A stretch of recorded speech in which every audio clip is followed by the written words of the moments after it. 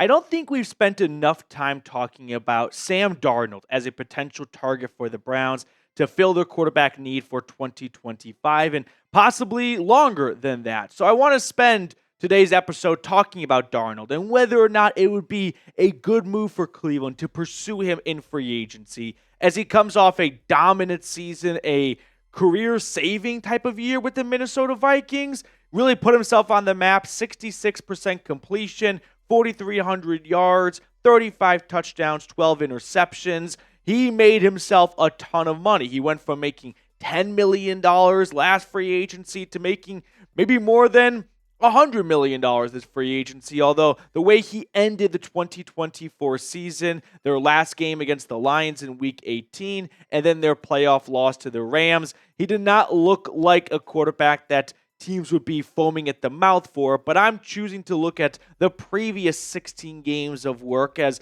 a better representation for Darnold, because if your issue is, hey, he's going to get you to the playoffs, but once you're there, he's not going to play well, every single coach and GM would sign up for that just won 3 games the season before. Now, I did come across this article from Dan Graziano talking about Darnold, and he said the Raiders, Giants, Jets, Steelers, Browns, Titans, and Saints are among the teams that either will or could find themselves looking for a new quarterback this offseason. So no big surprise right there. I don't think that's any brand spanking new information, but the list of teams looking for quarterbacks might be longer than people realize, with the Jets, Steelers, and Saints also kind of in the mix. Now, in this ESPN article, they also went over a projected contract that Darnold could get. They have him getting 3 years, $120 million.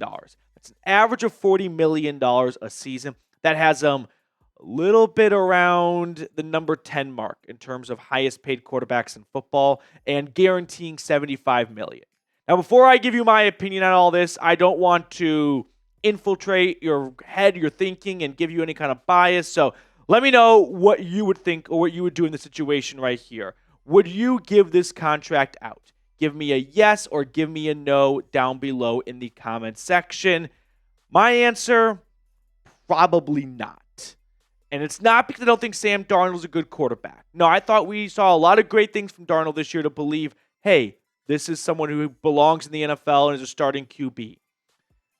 My issue with Darnold is more rooted in the money, not the player. We saw recent extensions go to quarterbacks who had a really nice breakout season, like Baker Mayfield. After year 1 in Tampa, cashes in, 3-year, $100 million. Geno, shortly after taking over from Russell Wilson, 3-year, $75 million. And those quarterbacks have had good seasons with their respective teams since then. So why would that not work with Darnold? It's working with Baker. It's working with Geno. Why the double standard? I have this theory. And it might be a dumb theory, but I've always had this theory. And my theory goes, if a quarterback breaks out with a team in a contract year and another team signs that quarterback to a monster contract, I've never seen them have a ton of success with that new team after the breakout season. It's basically the Nick Foles theory. Broke out with the Eagles, helped them go to the Super Bowl. In 2018, he takes over again after Carson Wentz goes down. They win a playoff game, and then he goes to the Jags, and he gets an $88 million contract, and he's gone very quickly. Goes to the Bears, doesn't work out. Goes to the Colts, doesn't work out. And that, to me, was not the first domino to fall, but the eye-opening domino of, man, there appears to be something lost when a quarterback breaks out with Team A, gets paid by Team B, and it just doesn't seem to correlate. Doesn't seem to carry over. Teddy Bridgewater, he had some success with the Vikings to begin his career, but he really kind of put himself back on the map in 2019 when he started 5 games for an injured Drew Brees, goes 5-0, gets paid by the Panthers in the offseason, and he's gone after 1 season, off to the Denver Broncos. And then he would continue to kind of flutter around the NFL a little bit. Now, this theory does not apply to guys like Peyton Manning because they didn't have 1 breakout season. They had a long history of success. I'm talking about guys that had a flash in the pan moment, and then another team goes, hey, we saw what you did in that brief sample size, and we will reward you heavily for that. although it wasn't with our team. So we're taking a gamble that you can bring this success over to a brand new team and a brand new roster and a brand new coaching staff. That's where I think players lose their mojo. Case Keenum, the guy was in the NFC Championship game. Gets paid by the Broncos. He's gone after one season. We noticing a trend? These quarterbacks that are relatively unknown and get a breakout season with the team and get paid by another team, they're not there for very long. And that's why I feel like whether you come up with a million reasons as to why Darnold's a great quarterback, and none of them are wrong reasons, none of them are bad reasons, I don't believe it's going to happen in Cleveland. Just like Brock Osweiler. He might be he's probably the first domino of this trend here. Helps the Broncos reach the Super Bowl, filling in for an injured Peyton Manning that 2015 season. The Texans give him $72 million. And you want to guess what happened? Gone after one season or 2 seasons. Goes to the Browns in a formality trade just to dump his contract off of them. Which lands me here. I don't believe the future quarterback for the Browns is going to be found this offseason. I know that's not what you want to hear. It's not what I want to hear, and it's a bummer, but that's my honest truth. That is my tough pill to swallow reaction to the draft, the quarterbacks in this draft class, the quarterbacks in the free agency pool. I feel like the Browns are looking for a short-term quarterback, and the sooner everyone accepts that, hey, this is not an offseason where you can stumble across a future franchise quarterback, the better. Because then you just make it easier for yourself. You don't tie yourself into a big quarterback contract that you're looking to get out of after 1 year. You're not using a second overall draft pick on a quarterback who doesn't live up to second overall draft pick expectations and proves to be the franchise QB. And you end up right back in the same spot the next year looking for a quarterback. But now that rookie quarterback isn't joining a roster that has Abdul Carter, Travis Hunter, or Ashton Genty, or one of those guys on it. So they are finding themselves in a deeper hole to dig out of. There's that. Before we get any further in today's show, I do want to give a big special shout out to our friends over at Game Time. Game Time has an awesome feature that I've told you guys about called Game Time Picks. What that does is it filters out the fluff to show you only incredible deals on great seats, so you don't have to waste 30 to 60 minutes searching through thousands of tickets.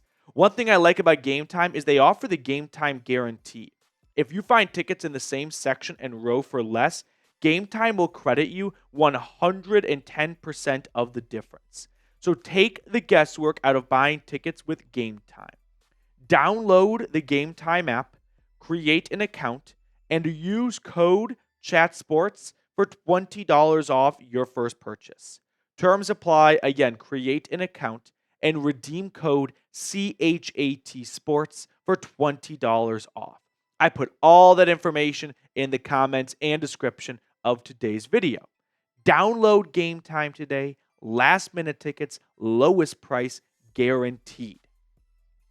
Shifting gears slightly, but not all that much, I want to build off of our Sam Darnold conversation and talk about just the Browns' number 2 draft pick as a whole, because I've seen Nick and a lot of other people put out this idea. I'm not trying to single out Nick, but he's definitely someone who has pushed this idea of you have to take a quarterback at number 2, not because you think that Cam Ward or Shedeur Sanders are incredible prospects. No, it's not so much about them as a player, but more about the Browns have to go quarterback at 2 because they told Myles Garrett, we have a plan of success, and if you don't draft a rookie quarterback, you're not giving yourself an opportunity to stick around to see that quarterback develop, good or bad. And if you go with a veteran QB, you're going to win 6 games, and then Kevin Stefanski and Andrew Berry are going to get fired. Did I get that kind of down right? For those of you in this camp here, you don't seem to care too much about Ward or Sanders as a prospect. You just have to take a rookie quarterback to reset at that position and see if this save the marriage baby can save Stefanski and Berry's jobs. I'll just say, in a counter to that is, Jimmy Haslam just brought back Kevin Stefanski and Andrew Berry and Paul DePodesta after a 3-win season. If they get a veteran bridge QB like Kirk Cousins or Sam Darnold, anyone, and they win 6, 7, or 8 games, think he's going to fire them after a 6-win season when he held on to them after a 3-win season? I know Jimmy Haslam has been impatient in the past and he's pulled the trigger too quickly on things. I think he's honestly learned from his mistakes. He's holding on to these two coaches and for GM head coach combination after a 3-win season, knowing this is an offseason where there's not a lot of good quarterback options. And so if they can muster up a season of bridge quarterback 6-7 wins, I think he's going to look at that as, I've got the right people in place. Now we need to go get the right quarterback in place. And it's a bummer that when we were picking second overall, it wasn't a draft class with Jaden Daniels and Drake May and JJ and Penix and all those guys. But it doesn't mean two wrongs make a right. We're picking second, so let's take a rookie quarterback, even though none of us are all that confident in them as a prospect, but because we just don't want to wait around for another season to draft a QB later, so we'll just throw this Hail Mary and hope that it sticks. I'm guessing Haslam is going to give Barry and Stefanski more leash than people realize if they win 6 games, like Nick pointed out, with a bridge quarterback. He'll look at that as, oddly enough, I think success. Hey, you weren't dealt a great hand. You didn't have a lot of good options at quarterback. And you guys put together a roster that won 6 or 7 games. Now I'm confident that if we give you a good hand, a draft class with a good quarterback, then we can really put together something special here. I also want to go off of what Jeff Howe from The Athletic wrote, and that is, teams in search of a quarterback this offseason are facing a major dilemma. The prospect pool is way down, to the point where some personal executives around the NFL don't believe there's a franchise signal caller in the draft, and the veteran market doesn't have a prized asset. Over the past month, numerous front office sources echoed a common refrain to The Athletic. They would not rank any of the draft prospects ahead of the 6 quarterbacks who were selected in the first round last year. I agree. So then the question kind of becomes, what's the harm in taking a quarterback? Need one, you're picking second. Why not just take a chance, right? Because if you don't take a quarterback and you take a bridge and things don't go well, Stefanski and Barry are going to get fired anyway.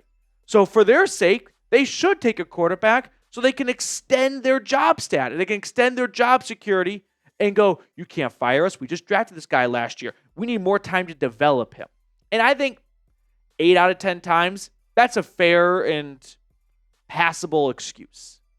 I think in this situation here, Barry and Stefanski don't have to draft a quarterback to save themselves for an extra season. I'm hoping, and I have good reason to believe, that Jimmy Haslam is also looking at this quarterback class and realizing, yeah, it's not a very good QB class. So you guys kind of get a pass for this year of not addressing the quarterback position because there was no good option out there to fulfill our needs with. But if you're wondering, why not just take a quarterback and, hey, you never know what they could turn into, right? And you're right. I can't tell you Shedeur is going to be bad or good. I don't have a crystal ball. You don't have a crystal ball.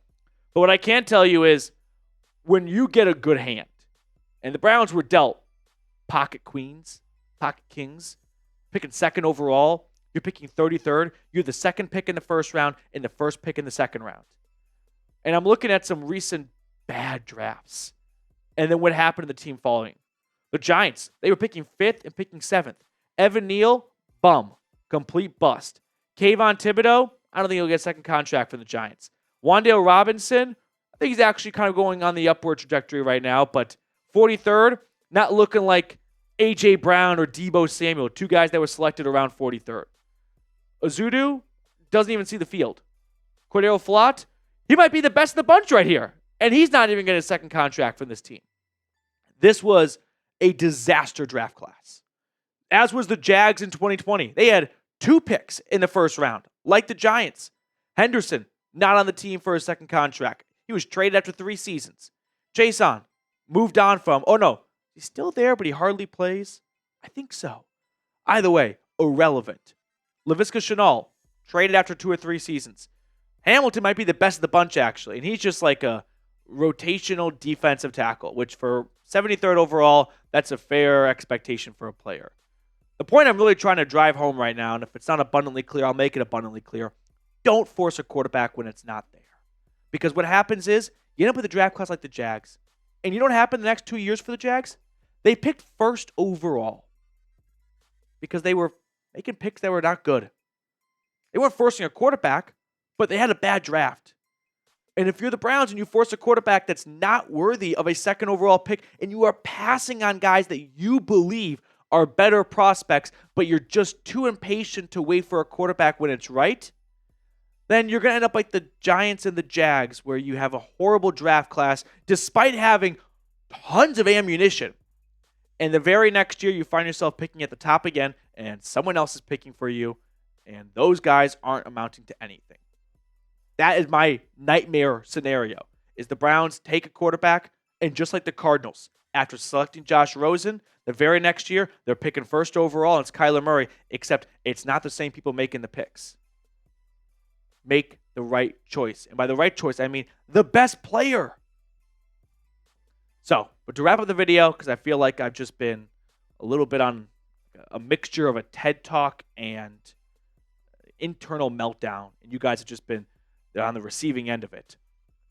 Drop a random Browns player for me in the chat. I love seeing random Browns players in the chat because it's just fun for everyone to just go random dude off here. So give me your best random Browns player down below. I don't want to see a Baker. I don't want to see any notable names. No Nick Chubbs, no Josh Cribbs. The more random, the better. Like a Myles Austin. How about that? Now let's pick a card to wrap up the show. I've got producer Dylan with me right now. Dylan, which card do you want to go with? Oh, button stuck? Okay, you just tell me. 10 of diamonds for Dylan. The mute button's not working. I was going to go with 5 of spades, but it's not going to be 5 of spades. So I'm going to improve my odds, and I'm going to go with Jack of clubs.